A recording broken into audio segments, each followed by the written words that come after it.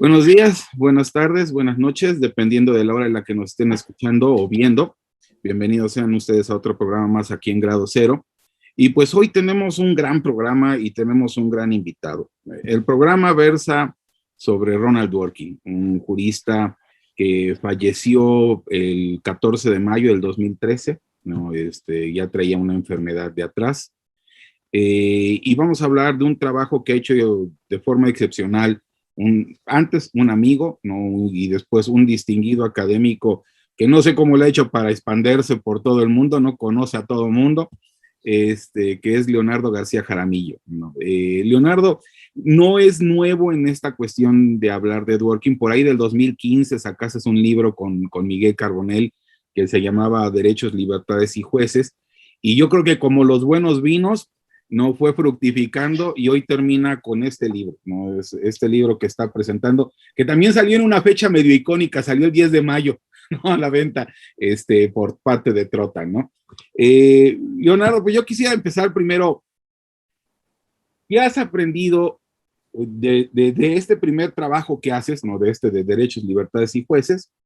¿Qué has aprendido de Dworkin? ¿Qué es lo que tú piensas de Dworkin en estos 6 años, 7 años que has estado trabajando en él? Alfonso querido, gracias por esta nueva invitación a tu programa. Realmente me complace mucho y recuerdo precisamente la conversación anterior y aún antes, la primera conversación que tuvimos con Paulina, con Vladimir, con varios amigos en tu programa, digamos, de hecho fue mi primer viaje a México, invitado por nuestro amigo Rodolfo Vázquez, entonces me da un gusto, digamos, renovar este diálogo en tu programa. Pues sí, digamos, entrando en materia en concreto, ambos libros, digamos, como lo trato de contar en la presentación del libro precisamente, surgen de la misma inquietud que era reconstruir el rol de Dworkin como intelectual público y, digamos, tratar de delinear, de dar algunas pistas de su biografía intelectual. El proyecto surge a partir de un par de coincidencias que tuve con el profesor Dworkin y gracias a su generosidad, digamos, y el proyecto segundo, que es este libro del que vamos a hablar ahora, se reconfigura por su fallecimiento en, digamos, un libro sobre, en concreto, este segundo aspecto que acabo de destacar. En el primero, que fue una coincidencia, en efecto, y un interés mutuo con mi amigo Miguel Carbonell, era, digamos, destacar este hecho de que intelectuales teóricos del derecho que por muy, digamos, elevada abstracción de su obra, de su teoría, están, no obstante, preocupados por las circunstancias de su propio tiempo, de su presente, que les duele, digamos, su sociedad y se conduelen con su realidad. Entonces, digamos, ahí un poco ese primer libro trataba de responder a ese aspecto de su rol como intelectual público. No voy a hablar de ese libro, creo que ya, como lo mencionabas, tuvimos ocasión de hablar sobre él. Y en este segundo ya era como abordar este segundo aspecto que me tomó más tiempo del que había estimado, pero en todo caso, digamos, una lección general que tiene más que ver con el género de la biografía intelectual que con el caso de Dworkin en concreto, es tratar de responder a la pregunta de cómo un autor concibe sus ideas y cómo esas ideas se imponen en un contexto determinado con el tiempo. Esa era como mi preocupación incluso íntima como lector de Dworkin, como estudioso de su teoría. Había traducido el primer trabajo que traduje de él, que precisamente fue un manuscrito que él amablemente me facilitó, se publicó en México, una de sus versiones es ¿pueden o deben nuestros jueces ser filósofos?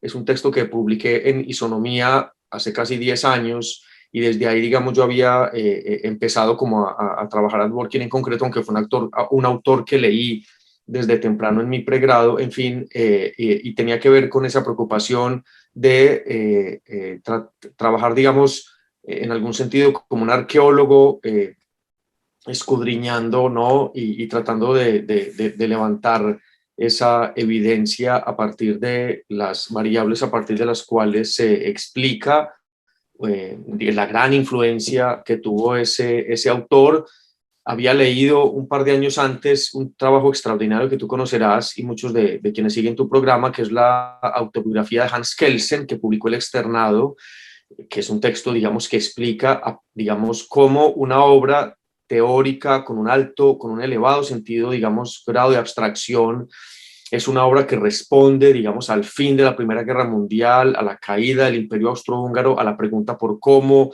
digamos, refundar un Estado luego de la debacle de una guerra mundial. Y a partir de ahí, Kelsen configura una obra que ha sido, pues, y que fue tan importante no solo en Europa, sino también para nuestro contexto. Entonces yo cerraría como diciendo esto, lo más importante y que es una ilusión, digamos, tangencial de este libro es, digamos, suscitar el interés por el género de la biografía intelectual, que yo creo, no sé si coincides en esta impresión conmigo, pero creo que es un género muy importante, pero que en nuestros contextos ha sido un poco olvidado o relegado. Entonces, el aspecto que quisiera destacar ahí es ese, realmente las variables, lo que trato de mostrar en la introducción, y con esto cierro, esto lo podemos desarrollar en un segundo, es cómo, digamos, la obra de Dworkin se ubica como en una especie de plano cartesiano y la obra de cualquier autor.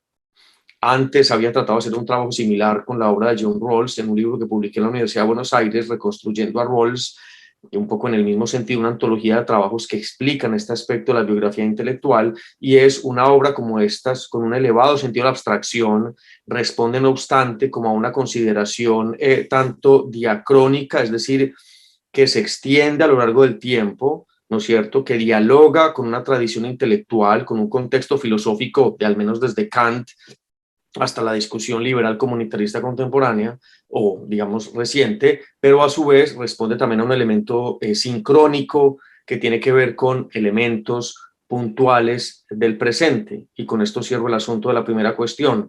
El primer libro de Dworkin, Tomar los derechos en serio, claro, se entiende desde la discusión con el positivismo jurídico, su crítica al utilitarismo, etcétera, pero también hay que entenderlo desde el contexto de la guerra del Vietnam, desde el contexto de cómo un autor justifica por decir una sola idea, la desobediencia civil. Ese es un problema que para Dworkin fue muy importante y tuvo mucho que ver, y tuvo que ver de manera directa con la concepción, digamos, de ese libro. Entonces, ahí es donde creo que hay un elemento relevante, no solo en este libro respecto de Dworkin, sino de la biografía intelectual como género, y es que permite darnos pistas de cómo un autor concibe sus ideas y cómo esas ideas llegan a imponerse con el tiempo y a volverse parte del zeitgeist, del espíritu de los tiempos. Esa es como la principal preocupación del libro y esa es como mi principal lección o mi principal enseñanza tratando de desarrollar ese punto. Eh, a lo mejor para muchas personas, ¿no? Y alguna vez lo platicamos, pero a lo mejor para muchas personas, pues tú como colombiano, yo como mexicano, tenemos una tradición jurídica distinta, ¿no? Y al common law, donde florece la obra de Ronald Dworkin. Para aquellos que apenas se están introduciendo, yo quisiera hacerte dos preguntas que son importantes. Una, ¿por qué Ronald Dworkin es importante?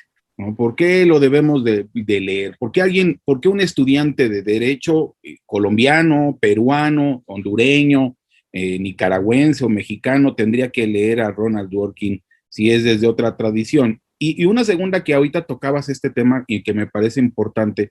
Tú decías que este proceso de la traducción es como la arqueología. Y en ese sentido creo que es importante hacerte esta pregunta en el sentido de muchos jóvenes piensan que traducir autores es nada más saber el idioma, aunque yo creo que es también saber el feeling, o sea, tú sabes el feeling con que está utilizando una palabra y otra. Yo creo que a eso te refieres con la idea de la arqueología, ¿no? Pero tú, ¿cómo entiendes este proceso de la traducción? Excelente. La primera pregunta de toda la relevancia y creo, eso trato de señalarlo en la introducción al libro también, y es la obra de Dworkin, a mi juicio, debe entenderse en ese sentido desde dos dimensiones. La dimensión teórica, digamos, general, de por qué es un autor influyente en el contexto anglosajón, por qué es un autor del que se habla tanto, del que se escribe tanto, que fue tan polémico, que generó tanta controversia, digamos, su rol como intelectual público y asimismo su trabajo teórico, su crítica al utilitarismo en la teoría política, su crítica al positivismo en la versión hartiana en la teoría del derecho, pero también su compromiso, digamos, con cuestiones, como mencionábamos ahora, tan relevantes como discusiones contextuales. Y esto me conecta con lo segundo de tu pregunta y es, digamos, independientemente de su relevancia a nivel de su contexto de origen, tanto por, destaco dos razones, digamos, en la introducción, que son las que voy a destacar en esta respuesta a tu pregunta, y es, uno, presenta, digamos, su obra es relevante porque contribuye a elaborar una agenda de investigación. Es indiscutible que Dworkin es un autor medular en los temas de la agenda de la discusión teórico-política, teórico-jurídica y filosófico-moral contemporánea en países, digamos, del sur global o del tercer mundo. Eso, digamos, se está discutiendo en este instante por hablar de una discusión, digamos, que está pasando en el contexto donde él escribió. Hay una decisión que va a tomar la Corte Suprema de los Estados Unidos próximamente respecto del caso que va a controvertir o que va a revisar el caso Roe v. Wade sobre el aborto. O sea, en este instante se está debatiendo otra vez acerca de la ley de un Estado que quiere recortar las semanas respecto a las cuales una mujer puede someterse a la práctica de la interrupción voluntaria del embarazo, y allí está, digamos, el libro Life's Dominion de Dworkin, que da argumentos acerca de por qué debe defenderse respecto del aborto o respecto del suicidio asistido, la eutanasia, una posición liberal desde su perspectiva, y eso tiene indudablemente una repercusión en nuestros contextos. El tema del aborto, el tema de la eutanasia, el tema de los derechos para las parejas del mismo sexo u otras minorías. Entonces, uno podría decir, establece temas de agenda y plantea argumentos, ejemplos, y algo que es muy destacado, y en el libro muchos autores lo mencionan, distinciones y, digamos, una perspectiva muy refinada de cómo debemos abordar un problema para desarrollar una discusión, y luego da, es decir, lo primero es de lo metodológico y lo segundo plantea argumentos de cuáles son entonces las tesis que permiten sustentar una idea en un sentido determinado. Entonces, primero, la relevancia de Dworkin tiene que ver con esos temas de la agenda de investigación, y segundo, con los argumentos que él esgrime para sustentar esas tesis. ¿Cómo debe entenderse hoy, no sé, la idea de dignidad humana? ¿Cómo debe hoy entenderse la distinción de la ética y la moral? ¿Cómo debe hoy entenderse el compromiso de los estados, de los gobiernos, con el respeto a los derechos fundamentales? Y yo creo que hay alguna definición que daba Jorge Luis Borges, el escritor argentino, sobre qué es un autor, qué es un texto clásico, y eso me evoca, digamos, cada que destaco este punto en autores como Rawls, como Dworkin, entre otros, y es lo que dijeron hace 30 años, hace 40 años, se lee hoy y viene a darnos como respuesta a los problemas que tenemos hoy, ¿no? Y es un autor, digamos, como cuya vigencia y cuya relevancia se viene aconteciendo de manera, digamos, insospechada para él mismo, ¿no? Entonces, los temas que planteó en la agenda y los argumentos que planteó para defender ciertas tesis desde la perspectiva liberal igualitaria, en la perspectiva de Rawls, yo creo que son las razones por las cuales es un autor de ineludible referencia en el contexto, digamos, por fuera del contexto en el cual su obra se gestó y se desarrolló, es decir, el contexto anglosajón.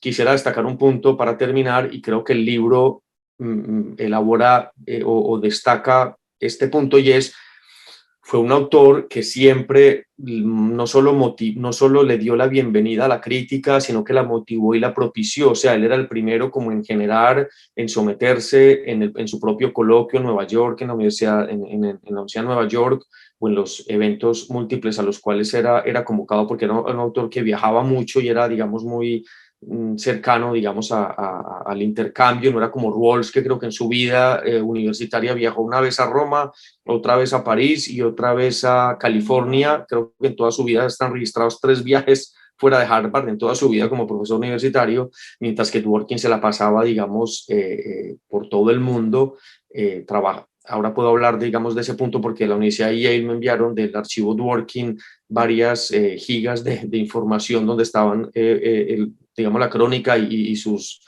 mm, y sus memorias de muchos de esos viajes. Y el punto ahí es un autor que siempre sometió sus trabajos a la crítica, que siempre invitó a la crítica y por lo tanto fueron partícipes de esa crítica, no solo autores del contexto donde su obra surge, sino también autores, digamos, o contextos donde él se sometió. La última vez que tuve la coincidencia con él fue en Buenos Aires, cuando el profesor Marcelo Alegre lo invita porque recibe el doctorado honoris causa de la UBA, y allí estuvimos, el profesor recientemente fallecido Eugenio Buliguín, entre otros, participaron en un debate, primero en el día de la entrega del premio y luego en un evento académico donde durante 2 días el autor, digamos, presenta las tesis de su libro Justicia para Erizos y lo machacaron, digamos, y lo controvirtieron autores tanto desde la perspectiva teórica, los que estaban ahí, pero también desde la perspectiva, quiero decir, como contextualmente situada, ¿no? Entonces, eso me parece que permite evaluar la relevancia del autor en el contexto de recepción, a pesar de que él no estaba pensando, por supuesto, ni en América Latina, bueno, Iberoamérica incluso, cuando escribía sus libros, sus artículos, la relevancia, digamos, incluso puede que insospechadamente para él, trasciende el contexto de su idioma, trasciende el contexto geográfico para darnos a nosotros pistas acerca de cómo derribar o controvertir estos paradigmas dominantes del positivismo y el utilitarismo, diría eso. Y sobre la cuestión de la traducción, para aquellos que quieren hacer, que la traducción es solamente conocer el idioma o es un ejercicio de, de lectura. O sea, yo me imagino que has leído kilómetros de lecturas sobre Dworkin, pero sí quisiera preguntarte esto para aquellos que quieren empezar a hacer este tipo de actividad, ¿no?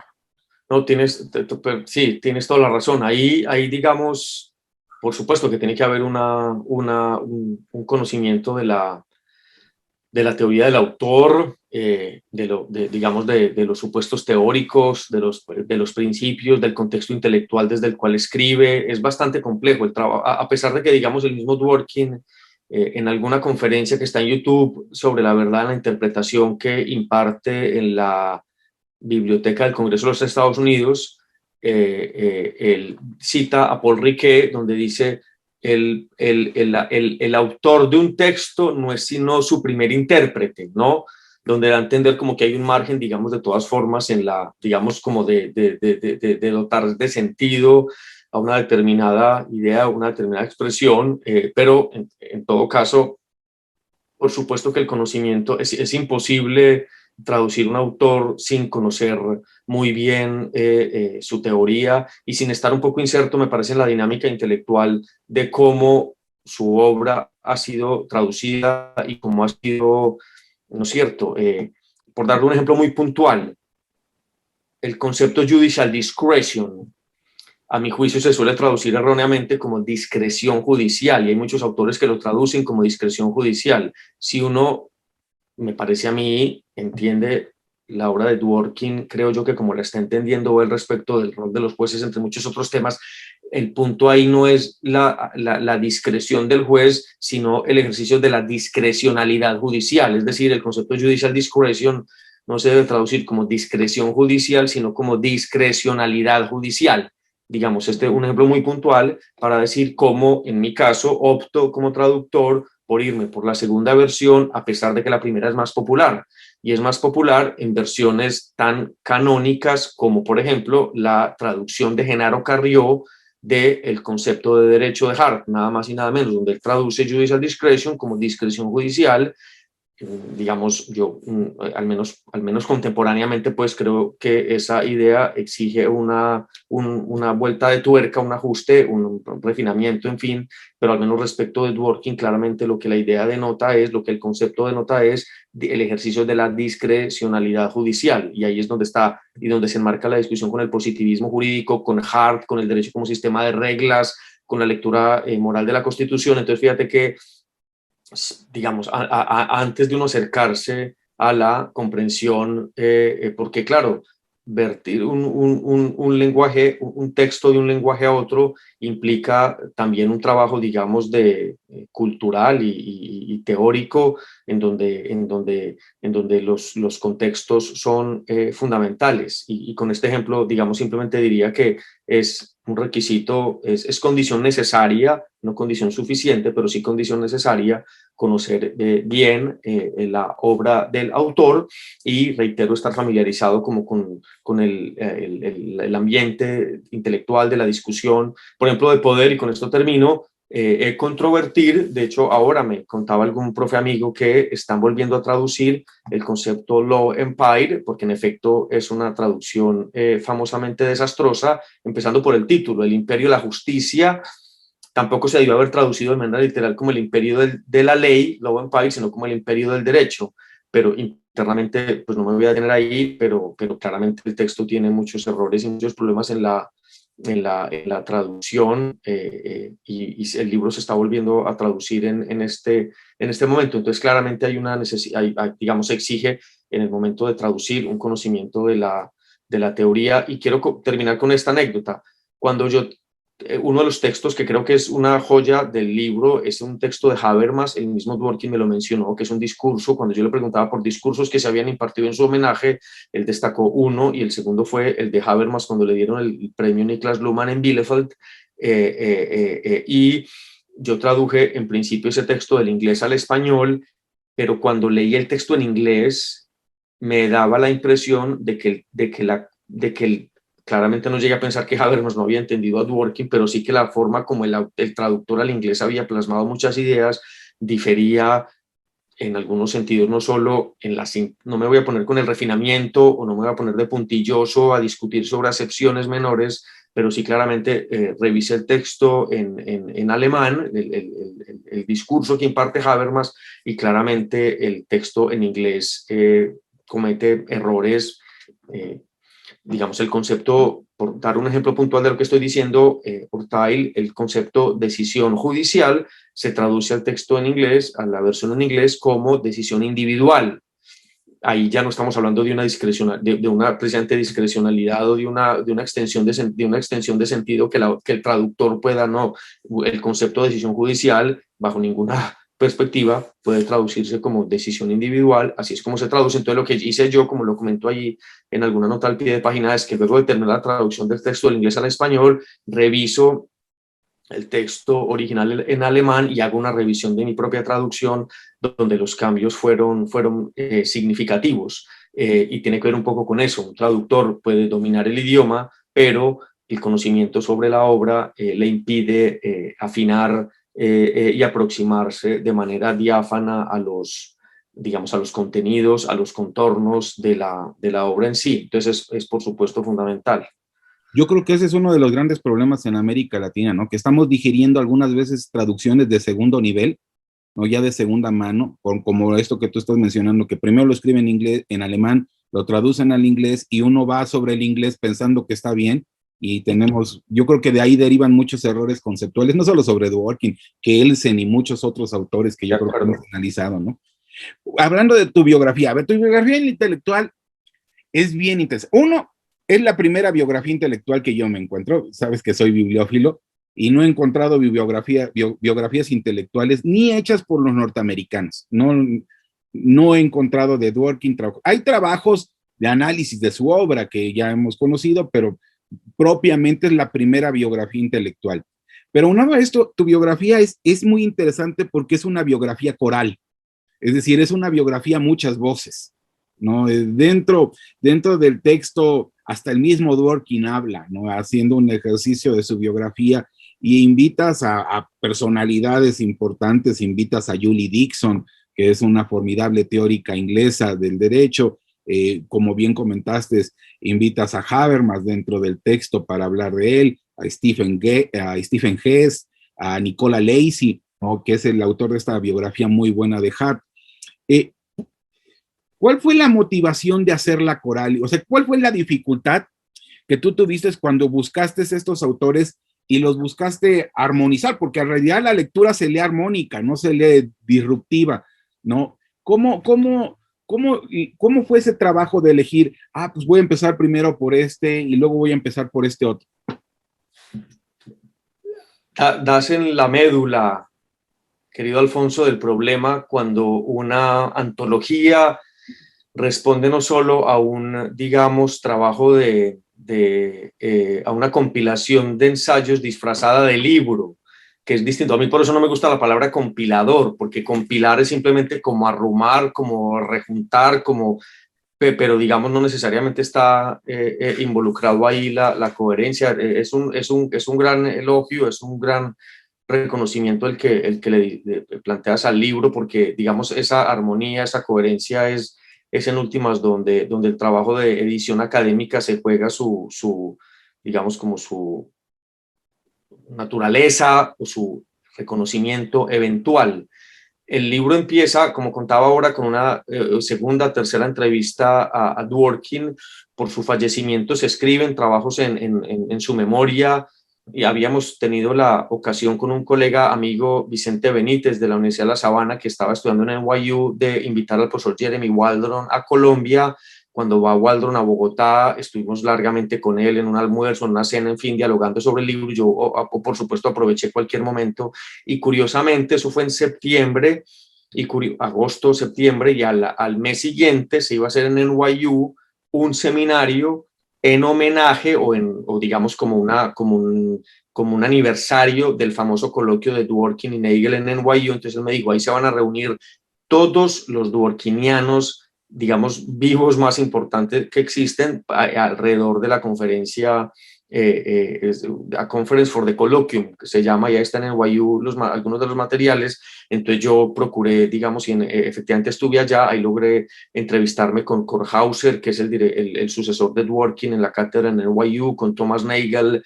Me reuní en dos ocasiones, que es, creo yo, el filósofo moral vivo más importante del mundo, que además escribió una nota muy generosa sobre el libro que publicamos allí mismo en la solapa, que incluimos en la solapa del libro.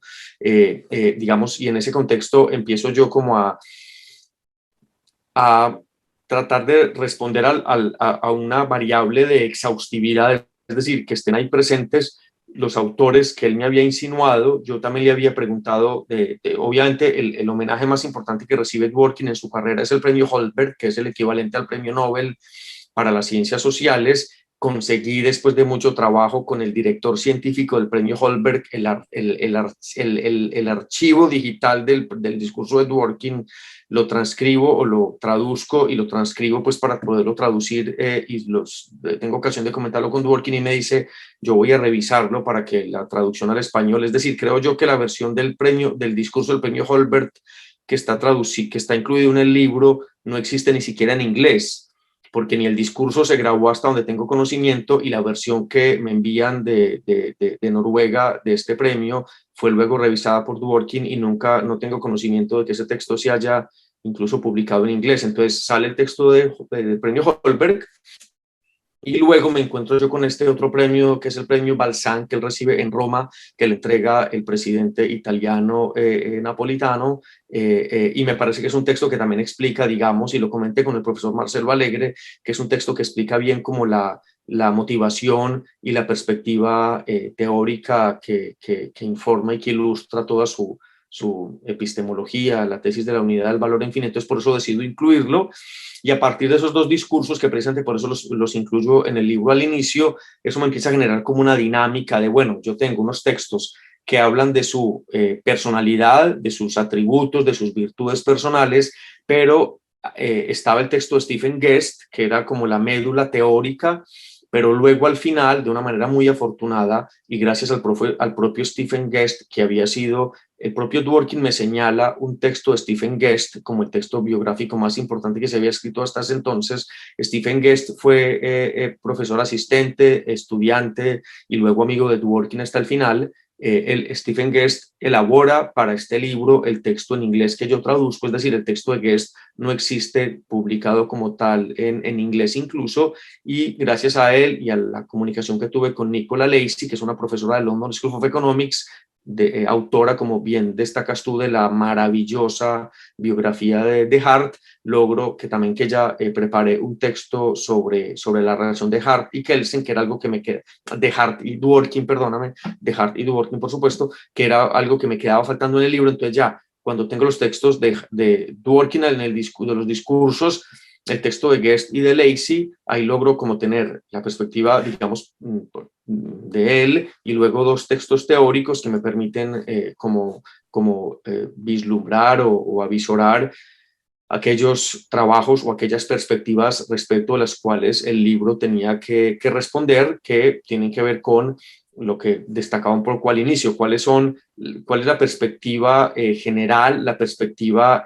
diacrónica, o sea, la obra de Dworkin responde a acontecimientos, digamos, que se extienden en un periodo de tiempo extenso, por supuesto, al menos durante medio siglo, desde su primer libro hasta su último artículo y su último libro, Religión sin Dios, pero también desde la perspectiva sincrónica, la obra responde a acontecimientos muy puntuales. Uno puede observar que cada libro, reitero ahora, los derechos en serio, sobre el tema de la guerra del Vietnam, la desobediencia civil, pero al final, digamos, la democracia posible, es un libro que uno entiende, si entiende lo que fue el atentado al derecho internacional que supuso la invasión de los Estados Unidos y sus aliados a Irak, y la defensa en el Congreso por parte del secretario de Defensa de la tortura, del waterboarding, sobre lo cual la Corte Suprema se manifestó en contra en su momento. Entonces, a partir de esos hechos, que tienen que ver con una perspectiva teórica muy profunda sobre la idea de dignidad humana,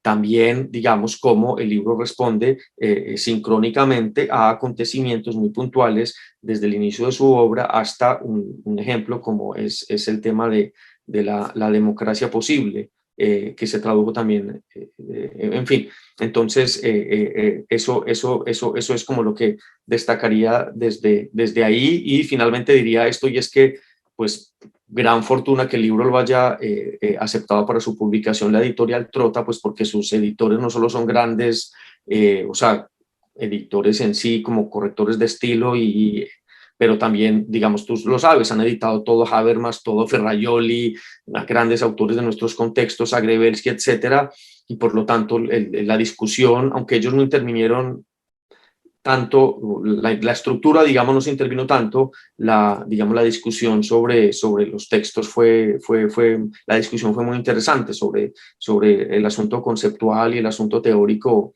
muy fructífera la discusión en ese sentido. Entonces, digamos, ahí se fue como dando con esto termino, se fue como dando la discusión en el contexto de los discursos de Dworkin, el texto de Guest y el texto de Lacey, ¿no? Y a partir de ahí, los otros textos que ya tenía seleccionados, el de Habermas, ¿no?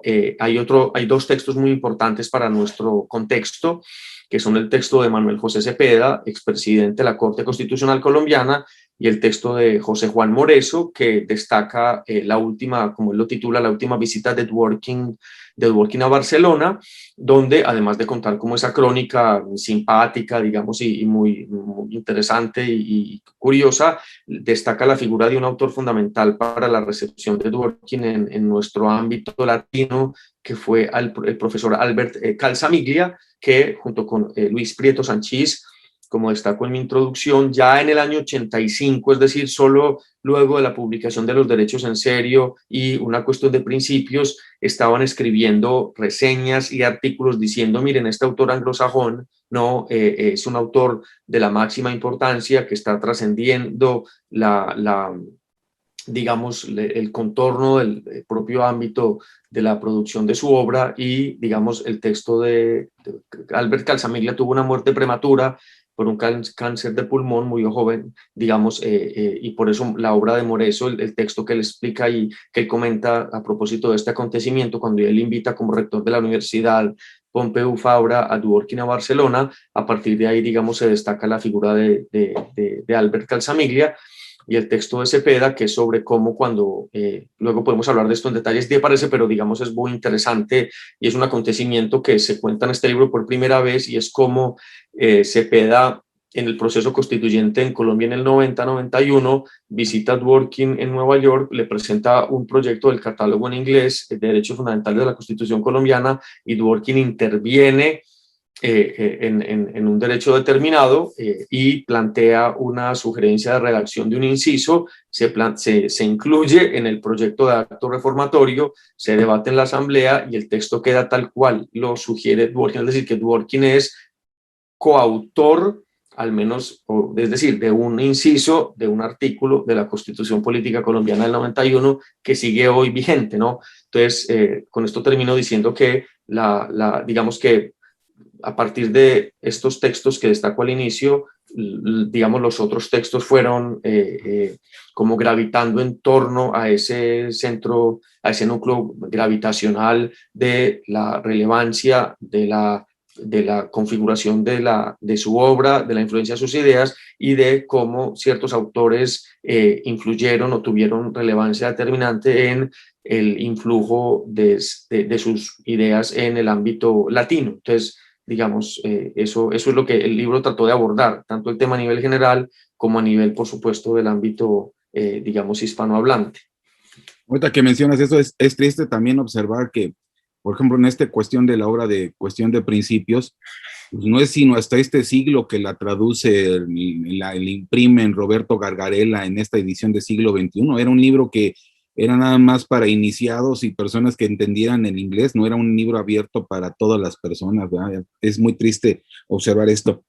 Oye, en tu biografía la divides en dos partes, ¿no? Para que la gente vaya interesándose en el texto. Uno, la motivación de la obra, donde pone los dos discursos de Dworkin, ¿no? Y una segunda parte que es los perfiles biográficos intelectuales. Esto lo divides en tres partes, ¿no? Una, conversaciones y encuentros, que es esta forma en la que él se relacionaba con otros teóricos, ¿no? Y hay anécdotas muy interesantes de cómo él se relacionaba con otros teóricos. Una segunda parte donde otros profesores, otros distinguidísimos investigadores lo analizan como jurista y como académico. Y una última parte sobre la memoria de Dworkin, ¿no? Unos textos que están muy buenos, la verdad, sobre cómo se despiden de Dworkin. Una de las cosas que a mí me interesa, y precisamente es esto que tú comentas ahorita, este texto de Manuel José Cepeda Espinosa, que me hizo, es un texto provocativo en el sentido de que sí hay una influencia, lo que te preguntaba hace rato, y en ese sentido yo quisiera hacerte la pregunta un poco más amplia. O sea, el texto de Cepeda dice, no es el de Moreso, dice Dworkin en Barcelona, ¿no? Y yo te diría, ¿qué opinas? ¿Cómo tú ves Dworkin en América Latina? Porque tiene muchas personas que lo quieren mucho, ¿no? Que tuvieron mucha cercanía. Tú, Imer Flores, ¿no? Que también creo que fue discípulo de él, ¿no? O estudió en Harvard en esa época, ¿no? De hecho, lo trae aquí a México a que le dieran el premio Fixamudio. ¿Cómo ves tú a Dworkin en América?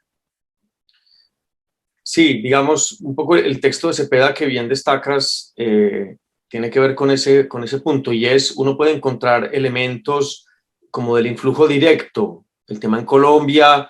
En efecto, el profesor amigo Imer Benjamín Flores lo invita a México a darle este premio. Yo no sé si cuando Imer estuvo en Harvard haciendo su maestría, Dworkin estaba allá, no estoy seguro, porque tuvo un periodo pequeño en Harvard antes de irse definitivamente para NYU. Pero digamos, independientemente de eso, ha trabajado mucho su obra, pero entonces, digamos, el tema en Colombia, un episodio muy importante fue cuando Alfonsín y en particular Carlos Nino reúne a un grupo de académicos, de intelectuales, para asesorar, digamos, todo el tema de derechos humanos luego de la dictadura cívico-militar, de la cruenta dictadura en Argentina, y Dworkin con otros autores, Bernard Williams, Owen Fish, entre otros, visita Buenos Aires. Hay un par en el texto de Marcelo Alegre, que fue la lectio que él imparte cuando se le da el honoris causa en la UBA a Dworkin. Ahí se cuentan historias, digamos, directas de este acontecimiento, y, digamos, luego escribe él el prólogo a la edición en inglés del informe Nunca Más, que fue el informe pues, de la Comisión sobre la violación de derechos humanos en Argentina. Entonces uno, quiero decir, puede encontrar como elementos menores, sin duda alguna, de la influencia directa de Dworkin en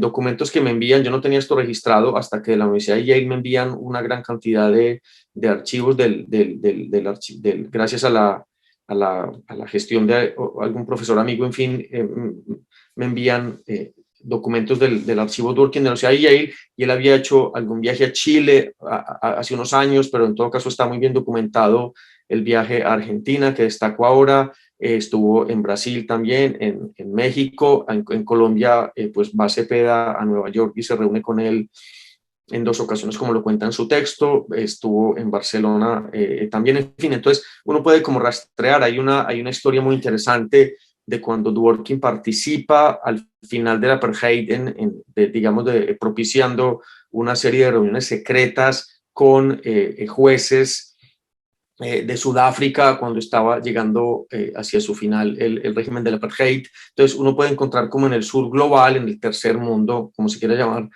como digamos preocupaciones de Dworkin directas por periodos de transición. Argentina, fin de la dictadura cívico-militar; Colombia, constituyente del 91, y Sudáfrica, fin del apartheid. Ahí puede uno encontrar como estos, pero a nivel general, un poco lo que decía al inicio es, la obra de Dworkin pone temas en la agenda y plantea una serie de argumentos, de ejemplos y de distinciones que son sumamente importantes para ilustrar discusiones que estamos teniendo en la actualidad, temas concretos: aborto, eutanasia, libertades individuales, como por ejemplo también medular a su tesis de la unidad del valor, el tema de que los liberales genuinos también tienen que comprometerse con un amparo a la igualdad, y no solo formal, sino también material, porque el amparo o la garantía de derechos sociales es un prerequisito del goce de derechos liberales. Entonces, digamos, esa idea tiene algún artículo ahora que tú lo destacabas precisamente de manera muy pertinente, de una cuestión de principios, uno de los capítulos titulado ¿por qué los liberales deben preocuparse acerca de la igualdad? ¿Por qué los liberales deben preocuparse por la igualdad? Que es una preocupación medular, por ejemplo, para la política tributaria en América Latina, ¿no? Porque tiene que haber una preocupación por el tema de redistribución, que está lejos pues, de ser, como se ha caricaturizado, una política socialista o digamos, en fin. Entonces, eso diría yo, sus argumentos sustentan posiciones desde el liberalismo igualitario que son muy útiles para fundamentar discusiones que se están dando actualmente en América Latina.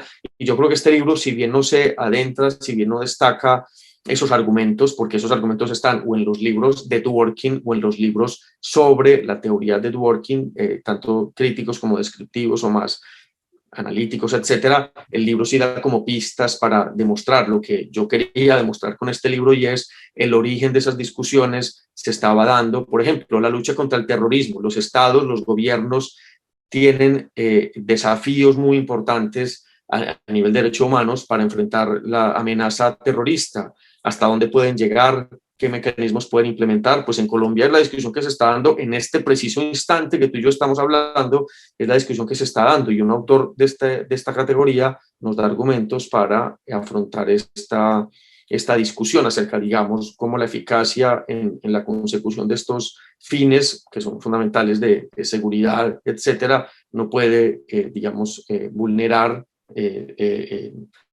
principios o ideales que hacen que el régimen, que el sistema democrático tenga sentido de ser, de existir en sí mismo, ¿no? Entonces, eso es lo que yo quisiera decir como frente a ese punto de la relevancia del autor, lo cual no implica, y con esto termino, que no haya que hacer un esfuerzo por los teóricos y por los académicos y por los profesores que lo trabajamos, de hacer un trabajo de, digamos, de recepción, de cómo aclimatar las ideas. Ese también es un trabajo adicional, digamos, sin duda. O sea, estas ideas requieren algún trabajo sí, de aclimatación, pero digamos que en sí mismas las ideas nos dan muchas pistas para sustentar la posición en la perspectiva del liberalismo igualitario que él defendió.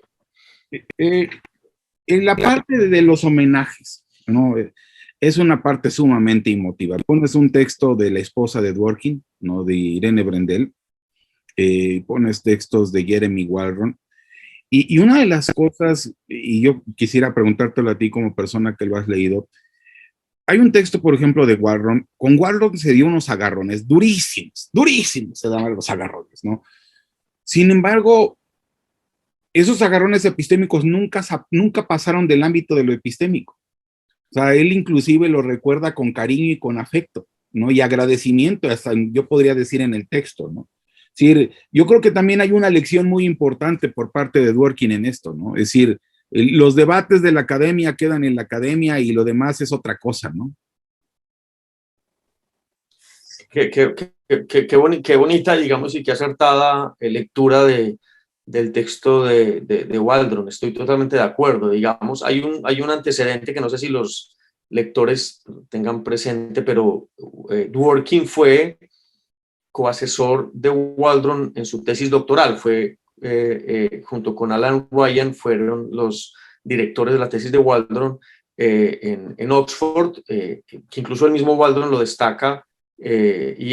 Waldron también prepara para este libro su texto. Él había escrito un par de textos sobre Dworkin, sobre biografía intelectual, y prepara para este libro que estamos hablando su contribución. Es decir, no existe como tal el texto en inglés, sino que lo prepara para nuestro libro. Y él ahí, precisamente lo que dices al final, él al final dice, este no es solo un testimonio, sino que es una carta de amor. Yo incluso cuando estaba revisando eso dije, ¿cómo traduzco yo esto? Porque no sé si en inglés se entienda distinto, tenga algún matiz, pero dice así enfáticamente, esta es una carta, digamos, este homenaje que estaba rindiendo luctuoso a Dworkin tenía un componente personal, digamos, muy importante, que viene desde la tesis doctoral de Waldron en Oxford, y no hubo, como tú bien lo destacas, no, es decir, pocos autores tuvieron tantos enfrentamientos sobre la concepción de democracia, sobre la concepción de la revisión judicial de constitucionalidad, entre otros, que Waldron y Dworkin, pero nunca, digamos, esa discusión. Y yo creo que esa es una lección, como se atisba en tu intervención, querido Alfonso, estamos de acuerdo, y es nunca eso llega, digamos, como a afectar o a milanar o digamos, sí, como enturbiar la relación que tuvieron durante toda la carrera.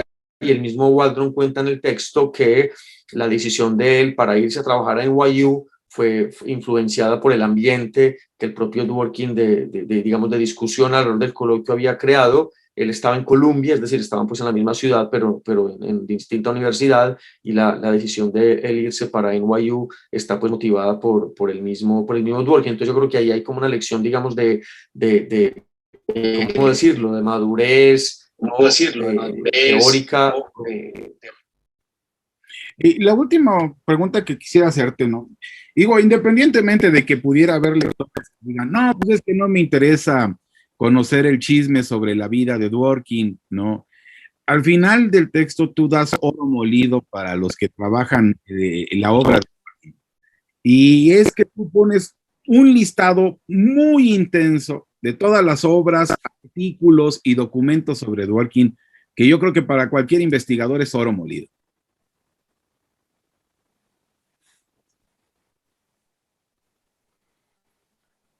En efecto, Perdón, sí. No, que se me fue un poco ahí lo que me estabas diciendo al final. No, digo, ¿qué tanto trabajo te costó conseguir toda esta organización de estos trabajos? De toda la obra sí, de digamos, sí, es cierto. Cuando estaba terminando el libro, revisando alguna otra biografía intelectual, encontré que estaba una clasificación similar.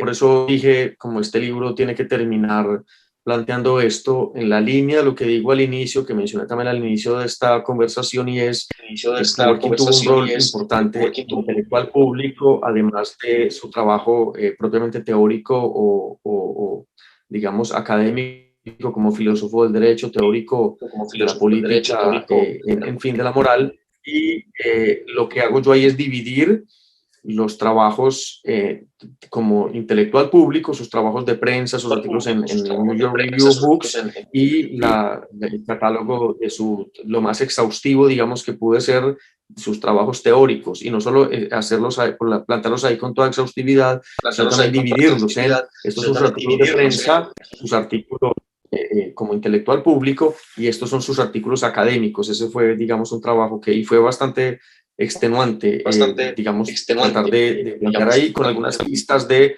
las primeras versiones de ciertos artículos que luego integraron con un título similar o modificado otros libros, porque Dworkin en puridad, digamos, más que libros, fue autor de artículos, y sus libros, tomando los derechos en serio, Justicia para Erizos, todos son fundamentalmente antologías de sus artículos. Esos son, digamos, sus libros son fundamentalmente antologías de artículos, pero algunas veces tenían cambios en el título. Entonces, sí, yo en efecto, a partir pues, de lo que conocía de su obra y de la revisión de los materiales del archivo Dworkin que me enviaron, pude hacer como ese balance que en efecto la aspiración es que sea útil para quienes investigan sobre su obra, y desde mi perspectiva, reitero, como intelectual público y también como académico como tal. Esa es un poco también encontré algunos artículos inéditos pues, que menciono ahí al final. Oye, bueno, ya para terminar esta entrevista, Leo, sé que ahorita estás por terminar la investigación doctoral y a lo mejor no tienes tiempo, pero creo que la pregunta se tiene que hacer. ¿Tienes algo que estés próximo a escribir o a publicar? En efecto, estoy ya no tengo más excusa que dedicarme a la tesis luego de haber terminado este libro.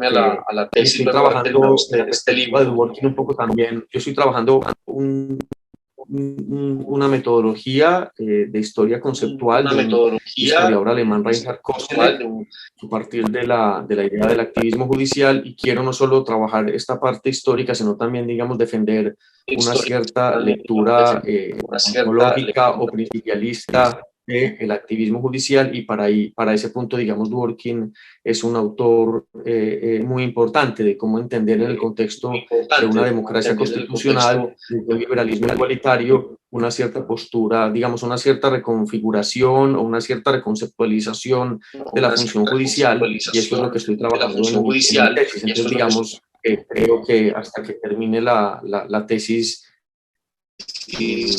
no voy a sacar nada más. Algún autor me propuso preparar este mismo libro en inglés, y me dijo que habría alguna editorial interesada, pero yo no quiero distraerme, digamos, yo estoy aquí con una comisión de estudios en la Universidad de FI, entonces tengo que cumplir con este compromiso, hacerlo lo mejor posible, y ya luego de la tesis de pronto me encamino pues a preparar este libro en inglés. Como tú lo decías al principio, digamos, no existe una antología sobre la biografía intelectual de Dworkin, en inglés tampoco, entonces eso puede que si excepto alguien lo haga pues en estos 2 años que me faltan por terminar, ese sería el objetivo. No tengo plan digamos, de distraerme con ningún otro trabajo hasta terminar la tesis. Bueno, Leo, ha sido un placer volver a platicar contigo. No, de nuevo, te lo he dicho en privado, te lo digo ahora, qué gran libro hiciste, la verdad, te salió un garbanzo de la libra, ¿no? Muy buen libro, yo lo disfruté mucho, me llegó a los 3 días y me lo acabé, me llegó un miércoles, el miércoles 13, el jueves 13, y lo acabé para el 15, ¿no? Y mira que estoy dando clases, ¿no? Está muy, muy bueno. Pues muchas gracias por esta entrevista y ojalá siga fructificando en el trabajo que estás realizando. Gracias, Alfonso, querido. Muy agradecido contigo, y entonces seguimos en contacto. Muchas gracias.